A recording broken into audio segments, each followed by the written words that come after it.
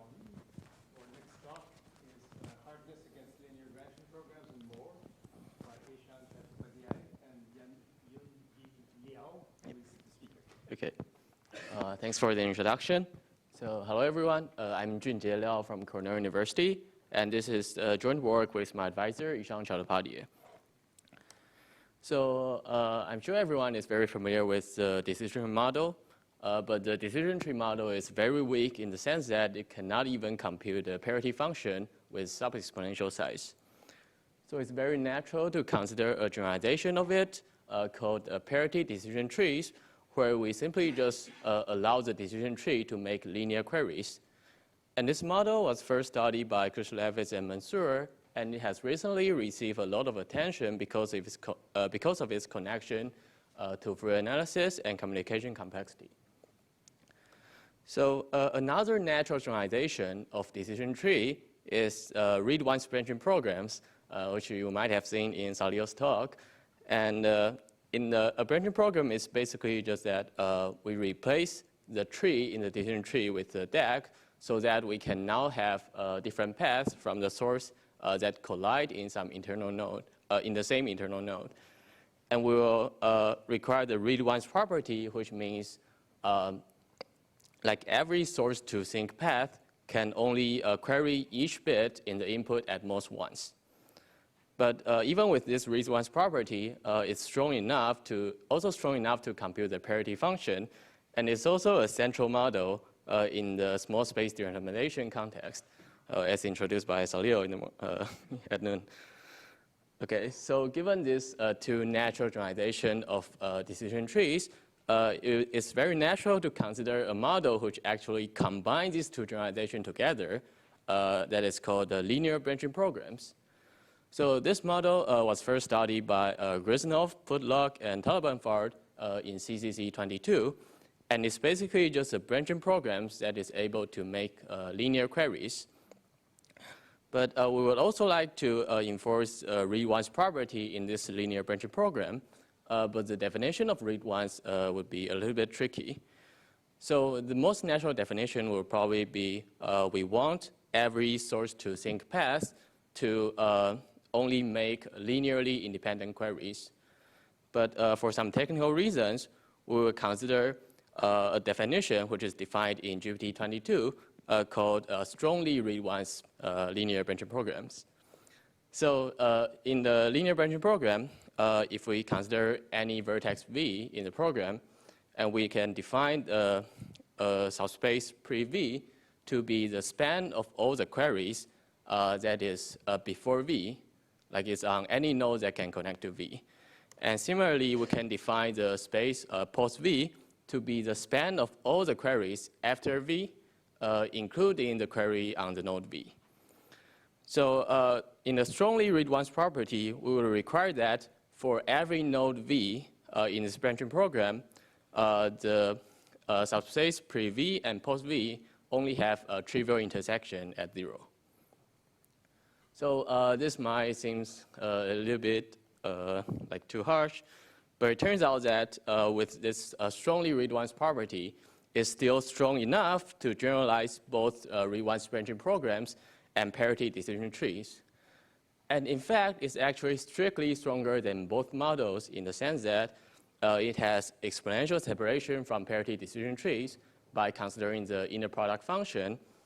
And it also has an exponential separation from the read-once branching programs by considering the indicator of any asymptotically good binary linear code.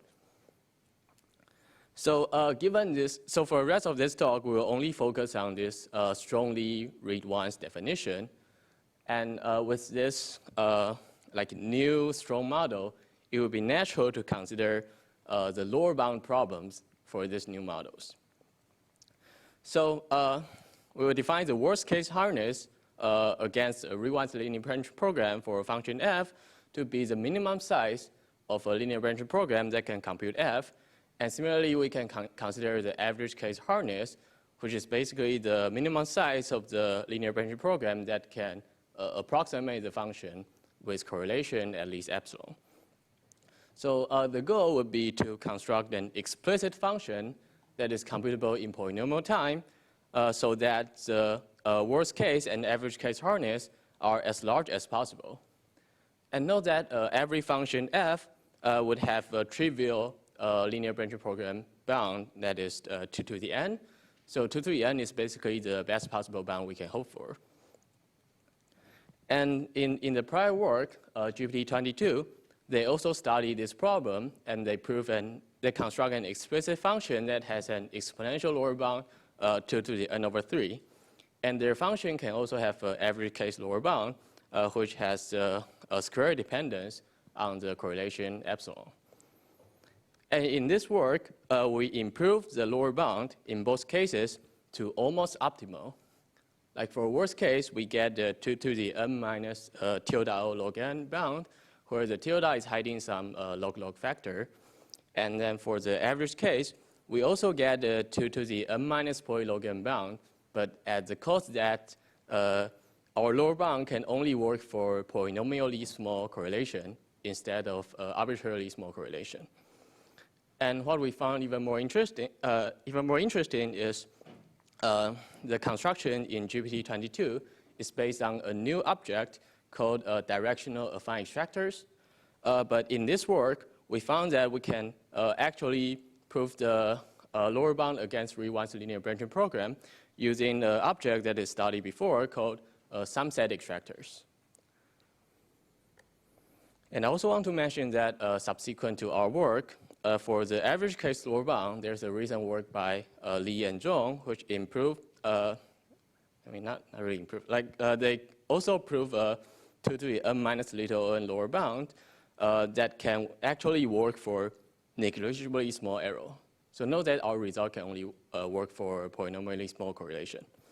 And their construction is based on, their proof is based on an improved construction of a directional affine extractors. And there's another breakthrough work by Li, which basically construct sum set extractors with optimal entropy requirement. So by plugging in the new construction to the reduction in our work, this would also give a better worst case lower bound, which is 2 to the n over poly n. Okay, so before I define sum set extractors, first, let's briefly recall the definition of a randomness extractors. So randomness extractor is basically a deterministic function that can convert any weak source into a uniform random string. And formally, we say a function ext is an extractor for a distribution class C if for every distribution X from that class, the output of ext on the distribution is close to uniform. And note that here we are considering some specific distribution class C because it's actually necessary to assume that the given source has some structure. And although a study for a very different purpose, it turns out that the extractor actually gives many really strong circuit lower bounds result. Like for example, the result by the state-of-the-art general Boolean circuit lower bound by Li and Yang is based on affine extractors. And Cohen and Shinkar also use affine extractors to prove a really strong correlation bound for parity decision trees. So now let's define a sum set extractors. So we say nk source is an n-bit distribution with mean entropy k. And if you have never heard of mean entropy, then you can just think about it as Chanel entropy in this talk. So we say sum ext is a nk1, k2 sum set extractors with error epsilon if we take any two independent nk1 source A and nk2 source B, and we consider their sum A plus B. Then if this is our input source, then sum set extractor would output a bit that is epsilon close to uniform. So although this definition seems a little bit weird, it turns out that it's a very general extractor models that captures true source extractors, affine extractors, and small space extractors. And all of them are very important model in the literature. So what I'm trying to say is it's not a weird thing to study. Okay. So our main lemma in this work is we prove that if we have some ext for mean entropy K1 and K2, then this would actually imply a correlation bound for Riemann linear branching programs, which is 2 to the n minus K1 plus K2. So this basically says if we have some set of extractors that can work for very low entropy, then we will get a bound, a lower bound that is very close to 2 to the n. So by plugging in existing construction in our prior work and in a new work by Jyun Lee, we will get the corresponding 2 to the n bound that I mentioned in a few slides before. Oh, so before we talk about our proof, now I will briefly talk about the approach in the prior work by GPT. So in GPT, they defined a new object called directional affine extractors, which is basically a function that, this f should be DAXT. Okay, so it's a function that if we consider every affine source of dimension D, which means a distribution over an affine subspace D, of affine subspace of dimension D, and then we consider every non-zero shift A, then the output of the directional extractor on X plus A would actually be uncorrelated with the output on the affine source X. So this is actually not like a standard definition of an extractor, and it's actually more closer to the so-called non-malleable extractors. So, and they define this motivated by some worst-case approach, and by modifying the worst-case approach carefully, they managed to prove that if we have a directional affine extractors, then we'll get an average case Riewann's linear branch program lower bound. And so their result basically follow from a new construction of directional affine extractors, but for very high entropy. And so in this work, we start with a more direct connection between extractors and correlation bound. So recall that in order to prove a correlation bound, we are trying to construct a function ext such that the probability of ext equals f is at most 1/2 plus epsilon. So we can rewrite this as if we consider the output of the extractor on the uniform distribution x, but condition on the function, the output of the function f on x, then we can still get a uniform distribution. And if we are able to prove this, then we get a correlation bound. But the problem is, we now want to find an extractor that can work for a uniform x condition on the function output fx. But it might be challenging to figure out what's the actual underlying structure of this distribution as condition on fx. So our main contribution in this work is we figure out a way to actually turn x condition on Riewann's linear branch program on x into a subset source. So next we talk about our proof, and we will consider a special case of a Riewann's linear branching programs called a layered Riewann's linear branching program. So basically, we require that our linear branching program to consist of n layers, so that every source to sink path actually make exactly n queries. And also, from one layer, we can only move to a node in the next layer. And it's possible to prove that for every size S Riewann's linear branching program, we can convert it to a layered Riewann's linear branching program with at most 2 to the s nodes in each layer. So based on this conversion, we'll only consider a layered Riewann's linear branching program afterward. And in a layered Riewann's linear branching program, so every string actually corresponds to a path from the source to one of the sink. So now if we want to consider the uniform distribution x condition on the output fx equals 1, then this corresponds to considering all the paths that goes from source to the sink 1. Right. So next, we will take a layer L in this graph, and then we'll further condition on the event that the paths go through some specific node in this layer L. And we'll claim that after doing this condition, we get the subset source. And so to see why this is true, we make two claims. So suppose we have vertex V in this layer L. Then first we claim that to decide whether V is visited in layer L, we only need to consider the queries that is in this span pre-V. And this is because if we would eventually reach V, then all the queries we made before reaching V would be in pre-V.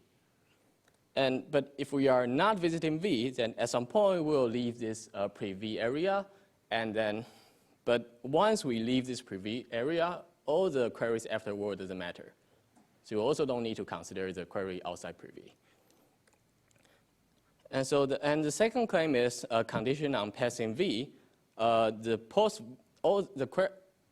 value of fx would only be decided by query in post V. And this is rather straightforward. So with these claims, we can prove that we can get a subset source as follows. So first, we will write a uniform X uniquely as A plus B, where A is in the dual space of this subspace post V, and B is in the dual space of pre-V. And we know that it's possible to do this because the read-once property guarantee that post V and pre-V are complemented subspace, and so do their dual. And so for every query L that's inside pre-V, we can conclude that the output of L on X would equals to LA, which means, so it's because L is a linear function, so it equals LA plus LB, and B is inside the dual of pre-V, so LB equals 0. So we get LA. And this means A alone would decide whether V is visited. And similarly, we can claim that B, condition on visiting V, B alone would decide the value of fx. So now after fixing, going through V and fixing the value of fx, we get that A and B are still two independent distributions. So X is now a subset source. And subset extractor just work. So to summarize, we will consider a node V that is visited in layer L, which is, say, D step away from the sink. And then condition on any fixing V, we can write X as A plus B, where A and B are independent. And the entropy of A is roughly like N minus D minus log S, where this log S is the amount of entropy that we lose by conditioning on V. And the entropy of B is roughly D minus 1 because it's just an affine subspace and leaking one output bit. So by choosing a proper value of D, we can conclude that the subset extractor would work if we take S to be roughly 2 to the N minus K1 plus K2. Okay, so that means condition on V, we get subset source and subset extractor work. And so we can just remove the condition on V and conclude that the subset extractor output condition on fx is still uniform. And finally, I also want to note that this extractor-based approach actually gives a more modular way to the lemma in GPT, which shows that directional affine extractors can give a good correlation bound. So the proof roughly works as follows. So recall that we want to extract from A plus B after we condition on a node V in layer L. And we actually have one additional property which says B is an affine source, but we need to further condition on a 1-bit leakage, which is just a function output from B. But if we consider a function HA to be a hash function that actually uses affine source as its randomness, and then we define the output to be the directional affine extractor on A plus B, then we get that this hash function is actually epsilon almost universal hash function. So we can directly apply, so if A has enough entropy after condition on V, then we can directly apply leftover hash lemma to claim that DAEXT on A plus B is close to uniform even after condition on B. So we can conclude that directional affine extractor give a good correlation bound for Riemann linear branching programs. How much time do I have? We have maybe 4 or 5 minutes. Okay, then I can actually talk about a slide that I want to skip.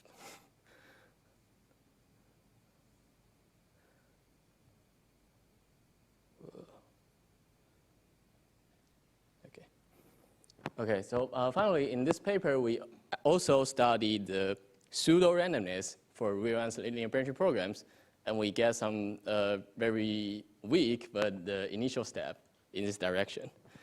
So I probably don't need to define the PRG again, but wait. But like we study a new model called a Riemann linear branching program. So it will also be interesting to consider the PRG against the Riemann linear branching programs.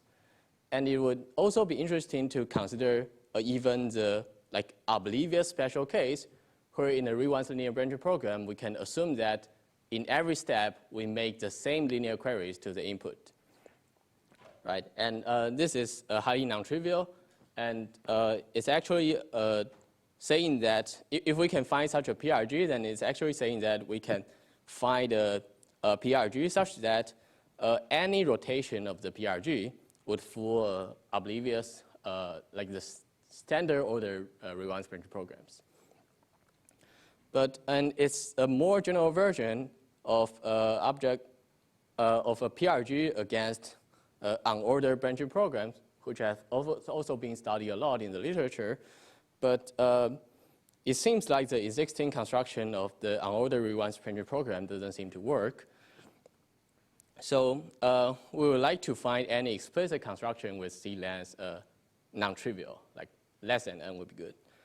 So in this paper, we get a result, which is we consider a very limited case that instead of looking for a PRG, we will look for a hidden set generator, where we just require that if the output is, if the function is non-zero, then we just want to hit one string that would output 1.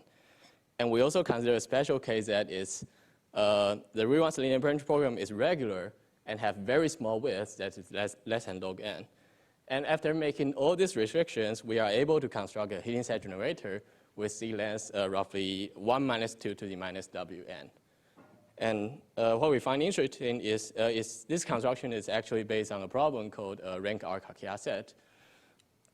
And our proof is by adapting an argument in the BRY paper to the linear case. But I probably don't have time to define rank R Kakeya set, but I just want to claim that a rank R Kakeya set have a very simple construction constructed by Koparty, Lev, Sarov, and Sudan, and they get the bound, which is roughly 1 minus 2 to the minus r. But in this paper, we prove that, and so they also explicitly ask that whether this bound can be improved, and if we can do this, we get a better hidden set generator. But in this paper, we show that it's actually impossible to improve this bound. So we might want to look for other approaches. Okay, only let me start with some open problems. So first, we see that for technical reasons, we require the Riemann linear branching program to be strongly Riemann. And this is because we want to somehow get the independence like before some specific node and after some specific node. Right? But in GPT-22, they also defined a model called weakly Riemann, which only requires the query on V to be not in the span of the queries before it. And this also seems like an interesting definition, but somehow it seems like we don't know anything about it. So it will be interesting to see if it's actually stronger than the strongly Riemann or not. And second, it will probably be interesting to construct a non-trivial PRG for Riemann linear branching programs. And some candidates include the sum of small bias distributions, or maybe we can try to modify existing construction like for Pascali. Okay, thank you very much.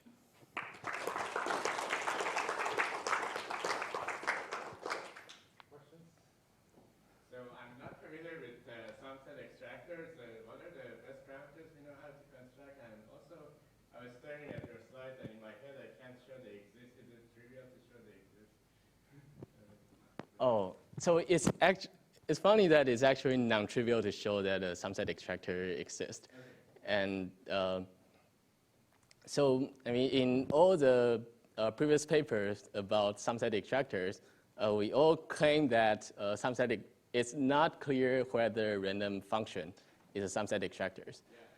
And so in one of our previous papers, we show that like a random function is actually a subset disperser for entropy roughly log n to the 4, but that relies on some like deep additive combinatorics result. But someone mentioned to me that there is actually a simple proof which shows that random function is a subset extractor, but it's probably in an unpublished work. So. So I wasn't really dumb. That's Leo. Is anything known about kind of related to your last bullet here, anything known about the Fourier growth of these? Yeah, not that I know of, but yeah, but I agree, yes, that would be a really interesting open problem, like understanding the Fourier growth of this. I have one question. Do you know if GPT obtained the result using Chat GPT? Probably not.